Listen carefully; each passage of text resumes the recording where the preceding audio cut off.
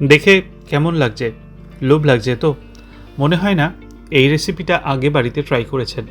নমস্কার, কুইজিনিয়া চ্যানেলের পক্ষ থেকে সকলকে জানাই সাদর আমন্ত্রণ। আমাদের সবার চ্যানেল কুইজিনিয়াকে সাবস্ক্রাইব করে পাশে থাকা বেল বাটন আর অল আইকন প্রেস করে রাখলেই সব নতুন ভিডিও নোটিফিকেশন আপলোড হওয়া মাত্র আপনাদের কাছে পৌঁছে যাবে। একদম নতুন ধরনের একটা ফ্রাইয়ের রেসিপি, যেটা সম্পূর্ণ নিরামিষও বটে। কী দিয়ে তৈরি? পুরো ভিডিওটা দেখে নিন, তাহলেই বুঝে যাবেন। দারুণ সুস্বাদু এবং কম সময়ে তৈরি হওয়া এই ভাজার সম্পূর্ণ নিরামিষ রেসিপিটি বাড়িতে একবার অন্তত ট্রাই করবেনই করবেন। সবাই কিন্তু আপনার প্রশংসা করবে। পুরো ভিডিও দেখে ভালো লেগে থাকলে বরাবরের মতো লাইক, কমেন্ট প্রচুর শেয়ার করতে ভুলবেন না যেন। নতুন বন্ধুদেরকে স্বাগত জানিয়ে আর পুরনো বন্ধুদেরকে পাশে থাকার জন্য ধন্যবাদ জানিয়ে শুরু করছি আজকের রেসিপি। এখানে নিয়েছি 100 গ্রাম পরিমাণ মটর ডাল।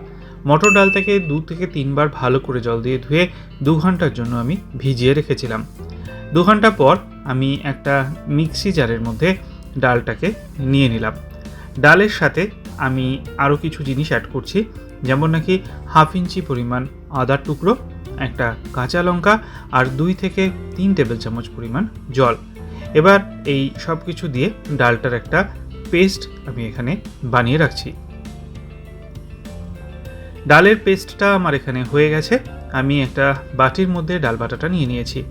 এবার এর মধ্যে দিয়ে দিচ্ছি প্রথমেই স্বাদ অনুযায়ী নুন, তার সাথে দিচ্ছি 1/4 টিস্পুন পরিমাণ চিনি, 1/4 টিস্পুন পরিমাণ হলুদ গুঁড়ো, 1/2 টিস্পুন পরিমাণ লাল লঙ্কার গুঁড়ো।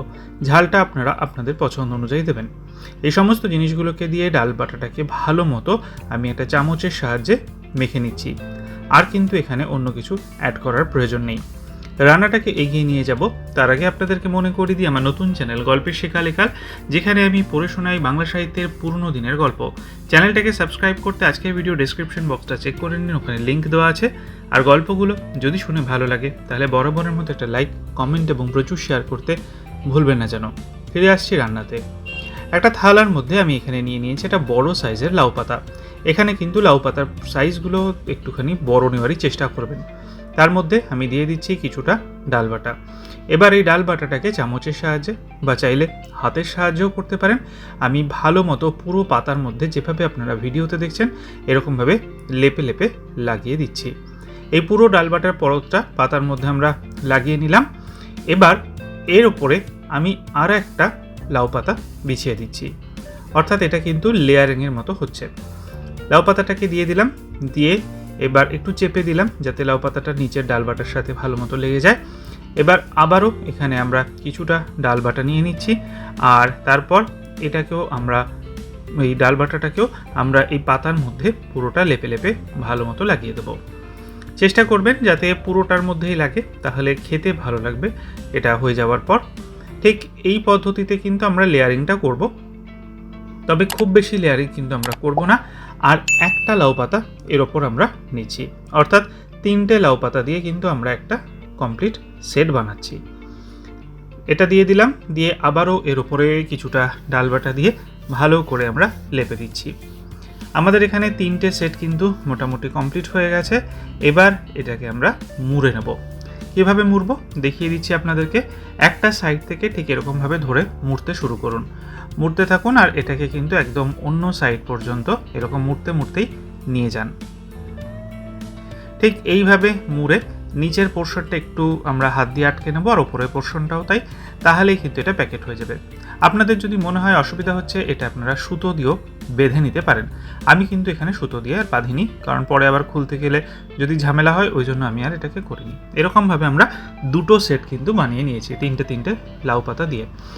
একটা বাটিতে আমি কিছুটা জল বসিয়ে দিয়েছি। জলটা যখন একটু গরম হওয়া শুরু হয়েছে, ওপরে দিয়ে দিয়েছি একটা এরকম যে ঝাঁঝরিগুলো হয় সেই রকম, আর তারপর আমরা এরকম 2খানা সেট এর মধ্যে বসিয়ে দিচ্ছি। দিয়ে এটাকে আমরা একটা ঢাকনা চাপা দিয়ে হাই ফ্লেমে স্টিম করব 10 মিনিটের জন্য। 10 মিনিট হয়ে যাওয়ার পর আমরা এখানে ফিরে আসব, আর এবার আমরা ঢাকনাটাকে তুলে নিচ্ছি। ঢাকনাটা তুলে নেওয়ার পর দেখুন লাউ পাতার উপরের কালারটা কিন্তু চেঞ্জ হয়ে গেছে, এটা কিন্তু বেশ শক্তও হয়েছে। এবার এটাকে আমরা সন্তর্পণে তুলে নেব। দুটোকেই আমরা তুলে একটা থালার মধ্যে নিয়ে নিয়েছি, আর এবার ছুরির সাহায্যে আমি এটাকে কেটে নিচ্ছি। আমি একটা লাউ পাতার সেট থেকে কিন্তু মোট 3টে করে কাট করে নিয়েছি, অর্থাৎ 6টা মোট কাট হয়েছে। ঠিক এইভাবে আমরা কেটে নেব। আর এগুলো কিন্তু এখন ভাজার জন্য তৈরি, আর কিন্তু কোনো ব্যাটারের কোনো কিচ্ছুর প্রয়োজন নেই।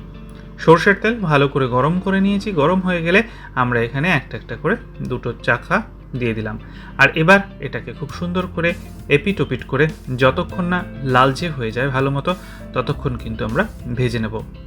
এই লাউ পাতার মটর ডালের ভাজার রেসিপিটা কিন্তু একদম নতুন ধরনের একটা রেসিপি, মনে হয় অনেকেই জানেন না। আর যদি কেউ জানেনও বা আমাকে কমেন্টের মাধ্যমে সেটাও জানাবেন।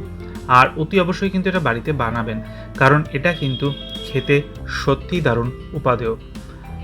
এরকমভাবে লালচে হওয়া পর্যন্ত কিন্তু আমরা ভালো মতো এপিট ওপিট করে ভেজে নিলাম। আর ভাজা হয়ে গেলে এগুলোকে তুলে নিচ্ছি, বাকিগুলোকেও সেম প্রসেসে ভেজে নেওয়া হবে। বাড়িতে বানান, কমেন্টে জানান কেমন লাগলো। ভালো লাগলে বরাবরের মতো লাইক প্রচুর শেয়ার করতে ভুলবেন না যেন। যারা এখনও চ্যানেল কুইজিনিয়াকে সাবস্ক্রাইব করেননি, অনুরোধ করব চ্যানেলটাকে সাবস্ক্রাইব করে এই পরিবারের সদস্য হয়ে যাওয়ার জন্য।